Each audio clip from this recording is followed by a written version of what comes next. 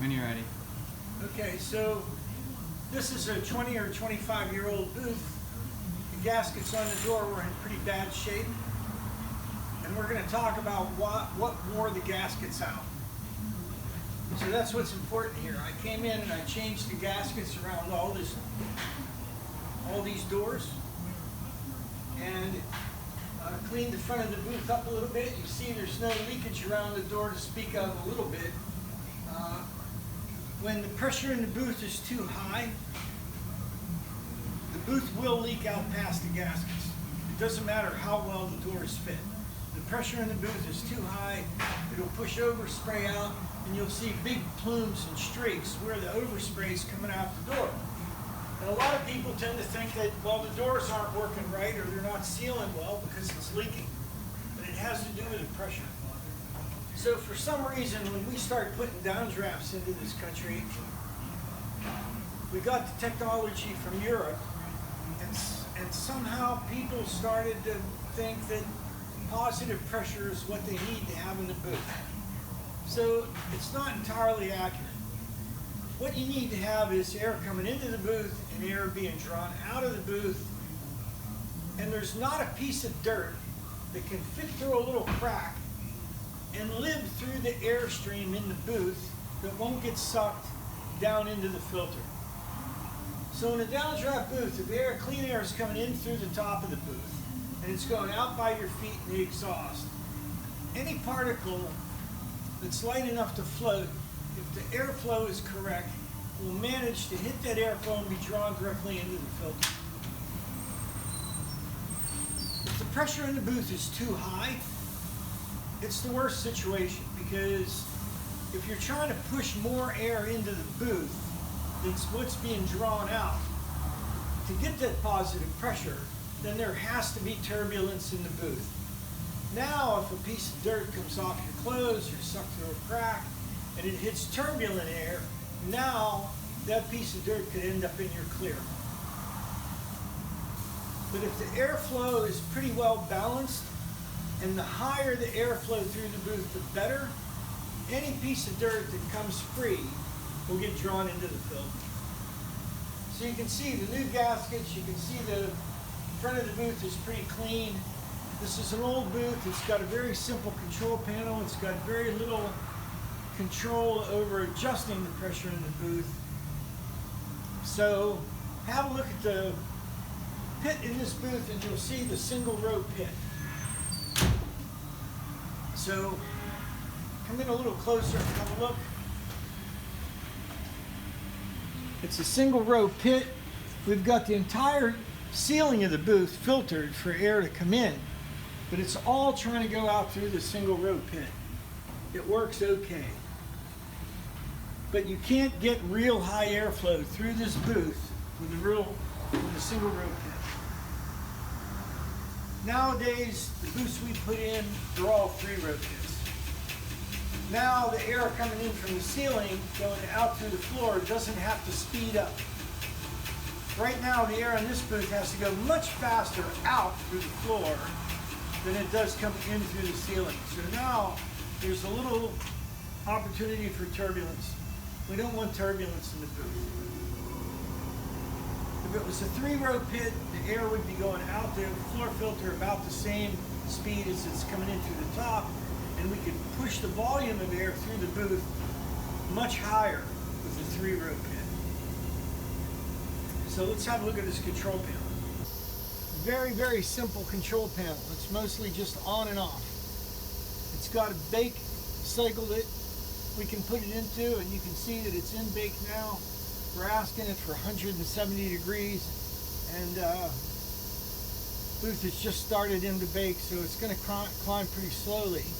This is an indirect fired booth. But what we want to talk about today is the pressure in the booth. So let's go back to see the air makeup unit where we can read the pressure in the booth. So this is the heating system. It's indirect fire. There's a chimney coming off the burner. The flame is going into a firebox. It's exhausting out the chimney. And here's the pressure in the booth. There's a gauge up on the wall. Come around a little further. There's a gauge up on the wall that's reading the pressure in the booth. The pressure in the booth right now is pretty high. Partially because it's in bake.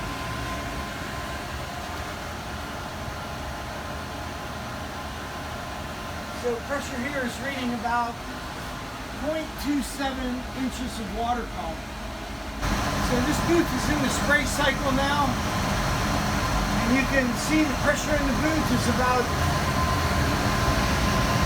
0.21, 0.22 inches of water column.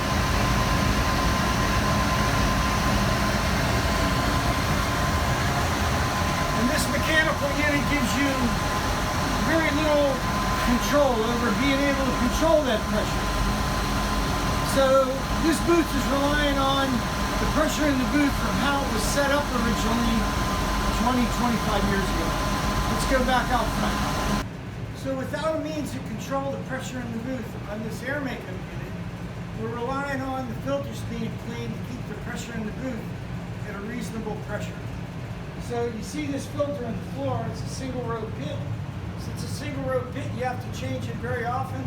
And you see how blocked this filter material is, not letting enough air flow through here, and that's what pushed the pressure up on the gauge. So let me change these filters and we're going to have another look. A little note about floor filter material. This one's yellow. It's 22 gram material. The color does not tell you what weight the material is. Different manufacturers use different colors. Another manufacturer could have yellow and it could be 15 gram material. So you have to remember that the heavier material you use, the more effectively it's going to catch the overspray. So let me get another vehicle in this booth and we'll close up the doors and look at the pressure. So when I first came in here, the booth was already running. This is the first time the booth has been shut down while I was here today. And when it's shut down, I'm looking at the gauge that's supposed to read the pressure in the booth. And it's not actually the best gauge to have on here. The best gauge to have on here would be one with 0 in the middle. If 0 is in the middle, then it could tell you how negative you could be or how positive you could be, and it still gives you plenty of range. So have a look at this gauge. You'll see the needle is below 0 and it's pegged.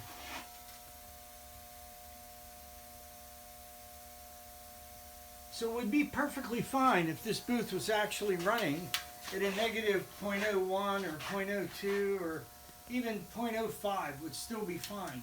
You have to remember that that gauge is reading inches of water column.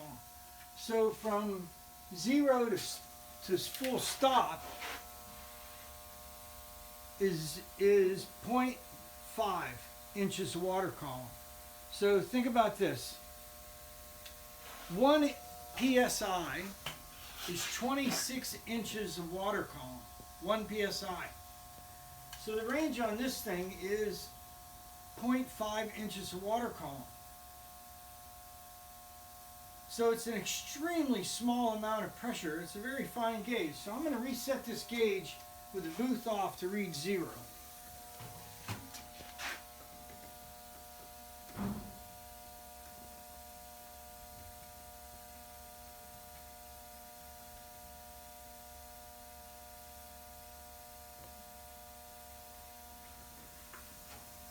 Okay, this booth is reading 0.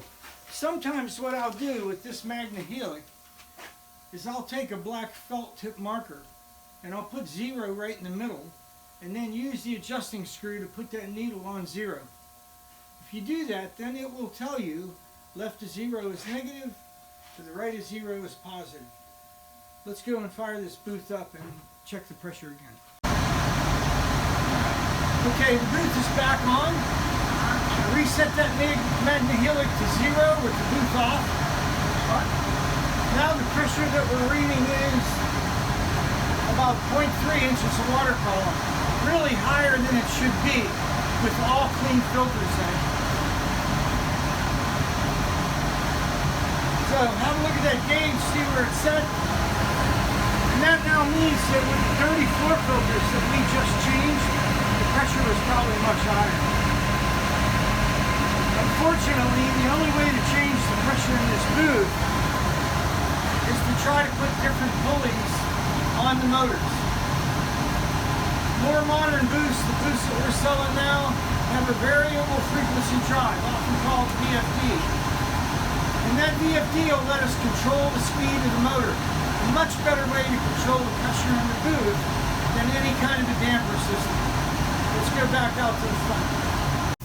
Okay, so we got into a discussion about the pressure and how you read the pressure and control the pressure. But really what I wanted today to be about is the gaskets. So with that pressure on spray reading 0.3, that means in bake it's probably going to be reading about 0.5 because of the way the exhaust damper is built in there to recirculate the air. It's really much too high. What makes a gasket get old and not be able to do its job, because it's going to get hard and covered with overspray and not be able to seal the booth, is the heat in the booth. So the heat in the booth is going to dry the gasket out, make it less effective, and more overspray will sneak by it and start to coat the gasket with overspray. If the booth was at 0, that means it's not trying to push any air out through the gaskets. No overspray will get onto the gasket, and the gaskets will essentially last a very, very long time. To get a gasket material that would last a long time and be able to withstand the heat of a bake cycle, you probably couldn't even buy it from NASA.